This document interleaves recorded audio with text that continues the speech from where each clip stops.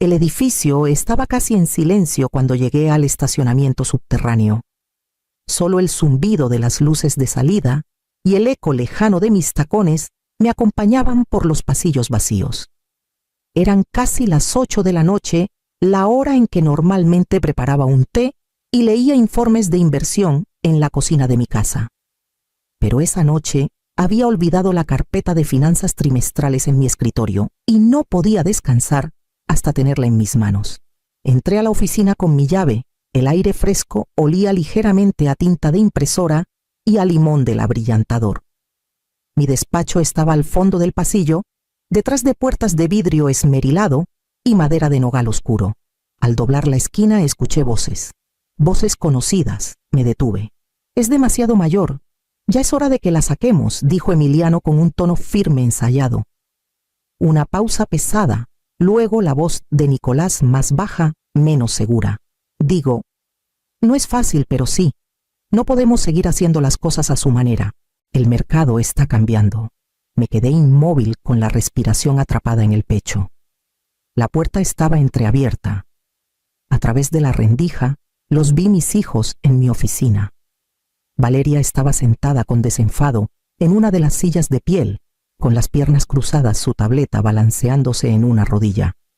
«Ella representa una época pasada», dijo Valeria con suavidad, casi como si lo hubiera practicado.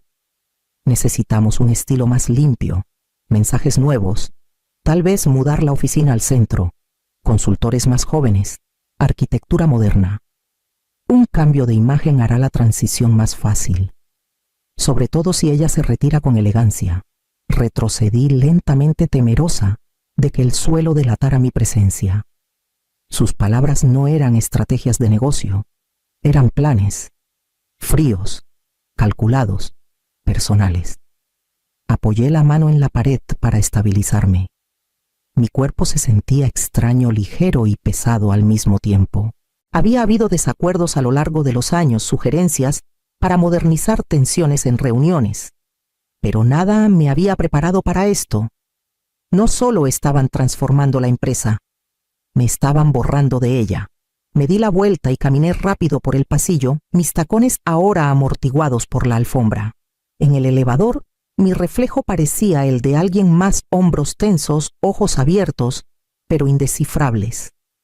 Contuve la respiración hasta que las puertas se cerraron.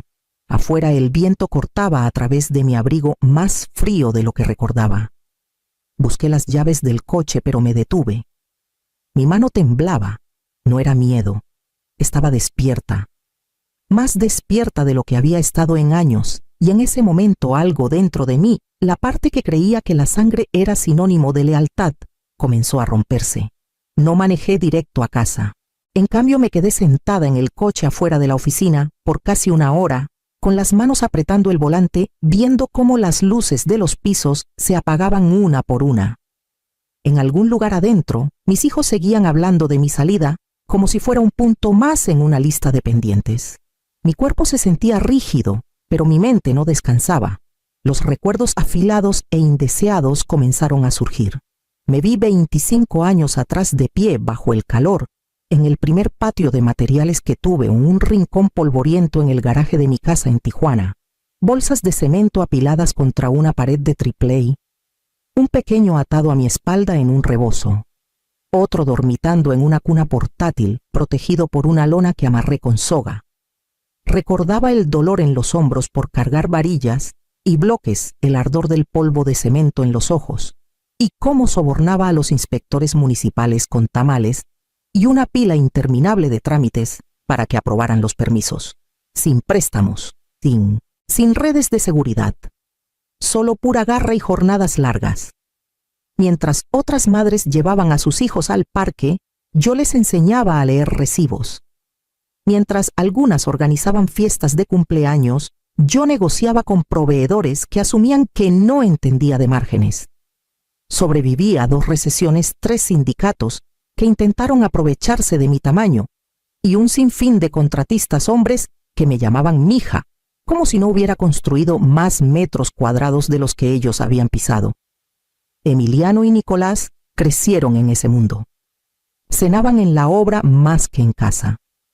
Les enseñé a barrer después de los trabajadores, a dar la mano a los clientes, a no pedir nada y demostrarlo todo. La disciplina no era un castigo en nuestra casa. Era el andamio sobre el que vivíamos. Y los amaba aunque no como las mamás de los comerciales. No era suave. Era constante. Les di rutina, refugio, propósito. Les di algo construido con sangre en lugar de crédito. Incluso cuando tuve suficiente para comprar una oficina de verdad, elegí mantener nuestra sede sencilla. Un piso, paredes de vidrio, espacio para 20 empleados. Acababa de comprar el terreno de al lado cuando Emiliano se graduó con su título en negocios. Entró a la empresa como si fuera el heredero de una corona. Tal vez lo era. Tal vez lo hice demasiado fácil. Encendí el motor y manejé a casa. Había demasiadas señales que no quise ver, demasiadas advertencias que confundí con cambios. La traición no comenzó esa noche. Solo se había vuelto innegable. El mensaje llegó poco después de las 7 de la mañana siguiente. Estaba en la cocina moliendo café, como lo había hecho los últimos 20 años, cuando el celular vibró contra la encimera. No era una llamada, ni un buenos días, ni un ¿cómo estás? Solo un mensaje. Necesitamos hablar de tu futuro. Ven a la oficina mañana a las 10. Los documentos legales estarán listos. Emiliano, miré la pantalla, las palabras planas y definitivas, como un contrato sin firma, sin calidez, sin mamá. Solo un asunto por resolver. No respondí. En cambio, caminé a mi cuarto, me senté en el borde de la cama y sostuve el celular con ambas manos. Su peso parecía mayor del que debería. Pensé que tal vez lloraría, pero no salió nada. Quizás porque ya tenía la respuesta. Quizás porque la parte de mí que lloraba se había consumido años atrás y se había endurecido en determinación. Me vestí como siempre, camisa planchada, pantalones grises, cabello recogido en un chongo firme, y fui a la oficina. El lugar se sentía diferente, no más silencioso, más frío. La gente me miraba con los mismos saludos corteses, pero algo había cambiado en sus ojos. Como si supieran algo que yo no debía saber aún. Valeria pasó junto a mí en el pasillo y sonrió, su lápiz labial impecable, sus pasos sin prisa. Me miró como un agente inmobiliario mira una casa a punto de ser puesta en escena. Entré a mi despacho, me senté en mi escritorio y miré la foto enmarcada de nuestro primer proyecto, terminado, un edificio mixto en la esquina de Rosarito. Mis hijos tenían 5 y 10 años en esa foto. Nicolás, sosteniendo un letrero que decía: mi mamá construye cosas grandes. Cosas grandes sí, pero no lo suficiente para retener su lealtad. Abrí el cajón, saqué una libreta y comencé a listar nombres. Proveedores que habían trabajado conmigo durante décadas. Clientes que contestaban mis llamadas a la hora de la cena. Arquitectos que confiaban en mis instintos más que en sus planos. No eran solo contactos de negocio. Eran testigos de mi historia. Y tenía el presentimiento de que pronto necesitaría a cada uno de ellos.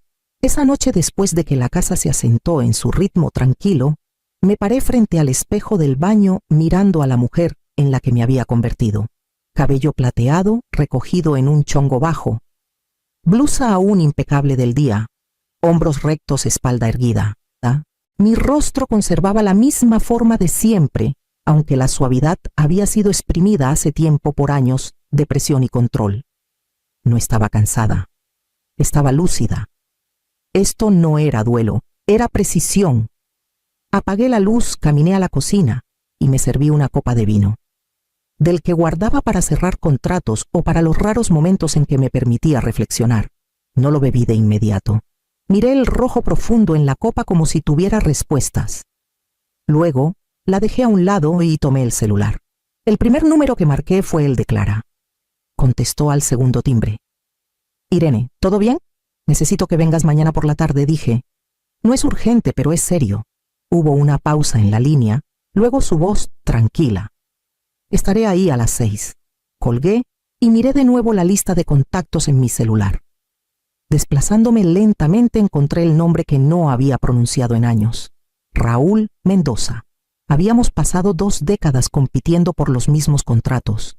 Su empresa me ganó una vez en Ensenada. Yo conseguí el gran centro cívico en el centro de Tijuana. Nunca fuimos amigos, pero teníamos respeto. Recordé cómo me miró durante una negociación especialmente dura, mitad impresionado, mitad furioso. Era astuto, y a diferencia de mis hijos, nunca me subestimó. Llamé a su oficina y dejé un mensaje breve. Raúl, soy Irene Navarro. Creo que tenemos un negocio que discutir. Si sigues siendo el hombre que recuerdo, llámame. Dejé el celular. Mi pulso estaba estable. Mi plan no tenía fuegos artificiales ni discursos de venganza. Solo números, estrategia y silencio. A la mañana siguiente, Clara llegó con su pila ordenada de carpetas y la misma calma de siempre. Le serví café en la taza de cerámica que le gustaba, la de nuestras reuniones trimestrales de impuestos. No te pido ayuda para hacer crecer el negocio, dije sentándome frente a ella. Quiero salir. Quiero que me ayudes a vender mi participación mayoritaria. Su ceja se alzó. Dejó la taza con cuidado. A Raúl preguntó. Asentí, y así el fuego encontró su rumbo. Llegaron puntuales, como si la puntualidad pudiera disfrazar sus intenciones.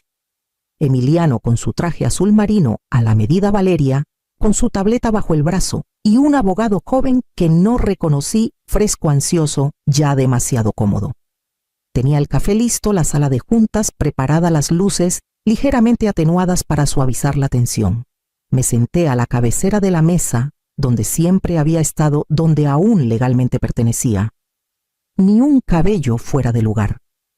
Emiliano carraspeó y comenzó. Mamá, esto no es fácil para nosotros, pero creemos que es hora de una transición bien pensada, una que honre lo que has construido.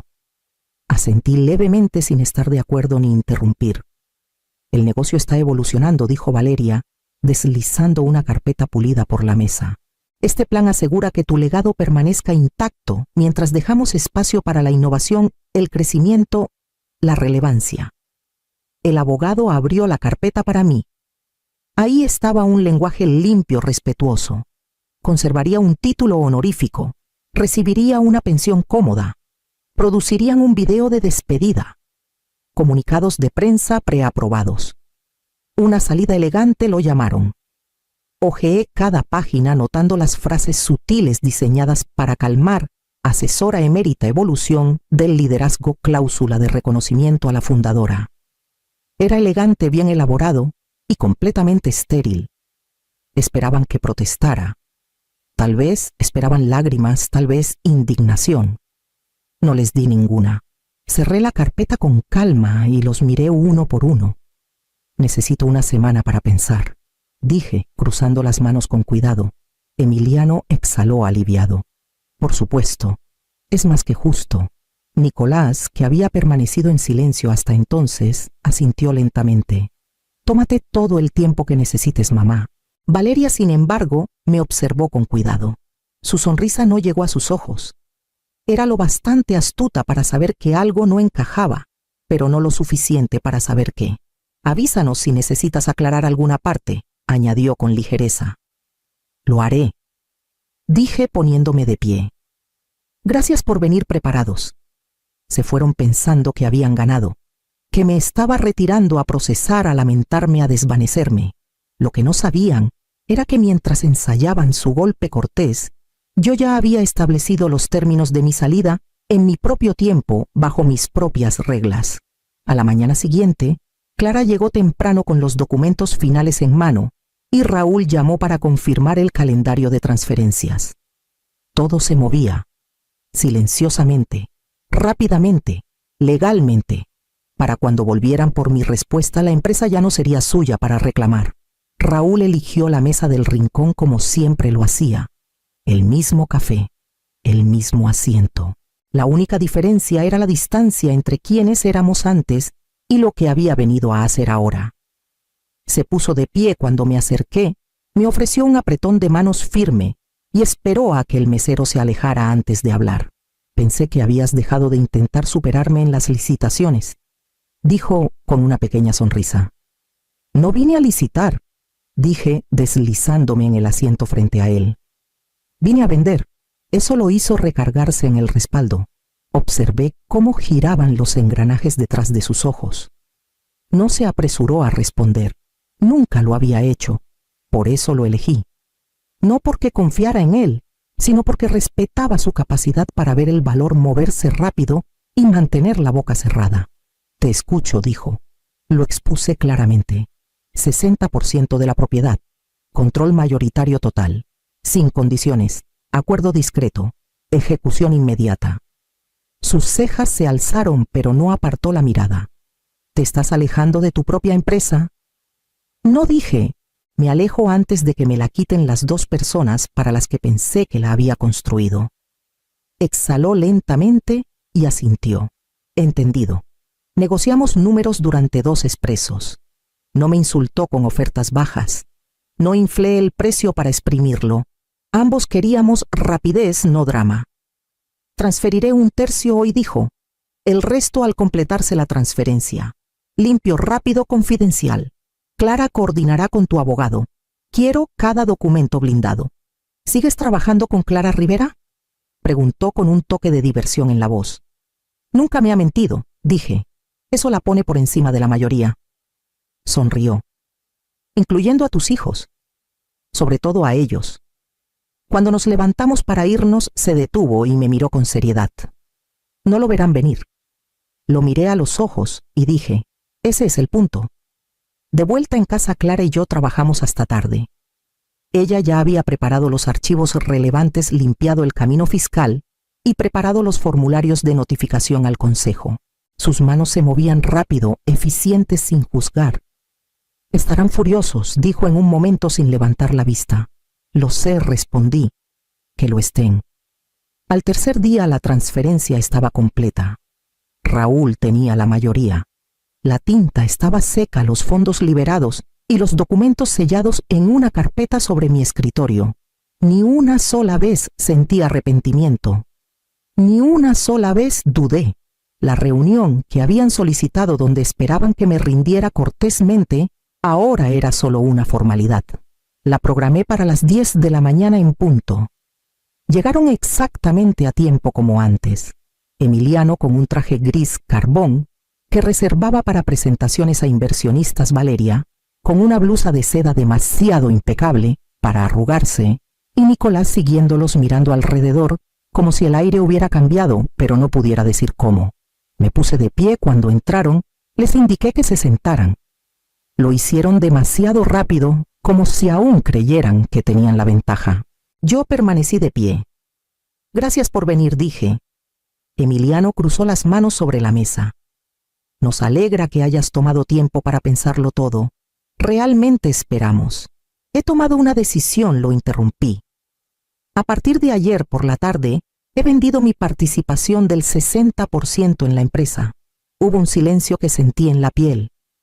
¿Qué, Nicolás? Parpadeó mirándome y luego a su hermano. A Raúl Mendoza, dije. Ahora él es el dueño mayoritario. Efectivo de inmediato. El rostro de Emiliano no lo registró al principio. Entrecerró los ojos como si las palabras no tuvieran sentido. Luego vino el color drenándose de sus mejillas. No puedes hacer esto. Ya lo hice, dije con calma. La boca de Valeria se abrió y luego se cerró. Sus dedos se apretaron en el borde de la mesa. Nicolás me miró como si no estuviera seguro de si esto era un farol o una bomba. Era ambas. Emiliano se levantó abruptamente. Teníamos un plan de transición. Dijiste, dije, que necesitaba una semana, lo interrumpí. Nunca dije qué haría con ella. Porque él preguntó, Valeria, su voz baja y afilada. Porque respeta lo que es esta empresa. Y no me pidió que desapareciera silenciosamente. Entonces solté el segundo peso. Quedarse o no ya no es mi decisión, dije. Eso depende de Raúl ahora. Puede que los mantenga, o no. La sala quedó en silencio. Nicolás se recargó lentamente frotándose la mandíbula. Valeria miró al suelo. Emiliano me miró como si hubiera quemado algo sagrado. Entregaste nuestro legado a un competidor, dijo finalmente. No, dije. Lo entregué a alguien que nunca olvidó cómo lo construí. Recogí mis notas tranquila y sin prisas. Ya no son herederos, son empleados. y los empleados responden a la propiedad. Caminé hacia la puerta. Detrás de mí nadie se movió. Para cuando llegué al vestíbulo mi celular vibró. Un mensaje de Raúl. Transferencia completa. Personal informado. Felicidades. Salí y exhalé una vez y dejé que el viento se llevara el resto. Compré la casa 2 semanas después de que los papeles se finalizaron. Una casita de un piso escondida entre pastos marinos y dunas desgastadas al sur de Puerto Vallarta. Tenía pintura descascarada y un buzón torcido, pero miraba al océano y olía a sal, viento y tiempo. Eso era suficiente. Traje solo lo necesario. Unos pocos libros. Mis guantes de jardinería. Una taza de café de los primeros días de la empresa con el logo casi borrado. El resto lo dejé atrás. Los días llegaban lentamente al principio. Despertaba cuando quería. Caminaba descalza por el patio. Arrancaba maleza sin apuro. Mis manos recordaban el ritmo del trabajo, pero mi mente ya no corría para llenar el silencio. Dormía toda la noche sin correos que revisar, sin juntas que preparar, sin agendas que redactar. La libertad era más silenciosa de lo que esperaba y más completa. Luna venía casi todos los fines de semana. Llegaba con el cabello alborotado por el viento, un cuaderno de bocetos bajo el brazo y preguntas que nunca me cansaba de responder. Abuela me preguntó una vez acurrucada a mi lado en el porche: ¿no te sientes sola aquí? Lo pensé. Miré el horizonte donde el cielo besaba el océano sin disculpas. Estar sola no es lo mismo que estar vacía, le dije. Me tengo a mí misma. Y eso por fin es suficiente. Ella sonrió como si entendiera más de lo que sus 17 años deberían permitir. Luego abrió su cuaderno y me mostró un dibujo de un edificio pequeño, con ventanas grandes y enredaderas trepando por un lado. Es una biblioteca comunitaria, dijo. Quiero construir lugares donde la gente se sienta segura, como tú construiste tu empresa. La miré a esta nieta que aún me decía abuela con suavidad, no por obligación, y sentí que algo cambiaba de nuevo. No dolor, no arrepentimiento, solo liberación. La casa no tenía mucho, pero tenía aire que se movía sin presión, silencio que no acusaba. Espacio para que una mujer fuera exactamente como era, sin roles que cumplir, sin máscaras que usar. Y finalmente tenía paz. Esa noche, después de que Luna se fue, me senté sola bajo la luz del porche con una taza de té y una copia gastada de El Viejo y el Mar. Pasé las páginas lentamente dejándolas susurrar en la brisa. Y entonces, entre párrafos, escuché el familiar ding de mi celular.